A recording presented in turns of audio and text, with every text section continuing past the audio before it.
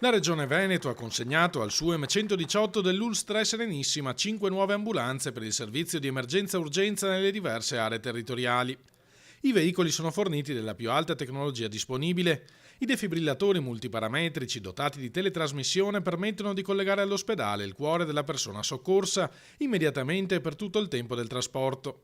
L'elettrocardiogramma del paziente viene trasmesso in diretta con 12 tracce contemporanee alle centraline delle unità coronariche. Dotando il personale di mezzi nuovi, idonei, con tutta la tecnologia all'avanguardia, certamente il personale può lavorare meglio, questo non c'è dubbio, ma soprattutto può dare le risposte migliori appunto alle persone che hanno necessità appunto di assistenza e quindi dell'uso dell'ambulanza. Delle 5 ambulanze, 2 vanno al distretto di Venezia Mestre, 2 a quello di Dolo Mirano e una a quello di Chioggia. Un importante investimento da parte della Regione del Veneto su questi 5 ambulanze, un investimento da 450.000 euro che, ricordo, si aggiunge a quello altrettanto importante con una cifra pari di quello appunto messo a disposizione dell'ULSS 3 Serenissima per le idroambulanze di Venezia, quindi quasi 1 milione di euro per l'area dell'emergenza e urgenza in quest'ambito. Sono circa 500 gli operatori che lavorano nel settore dell'emergenza urgenza dell'ULSS 3 Serenissima, che nel 2018 hanno svolto quasi 85.000 missioni di soccorso,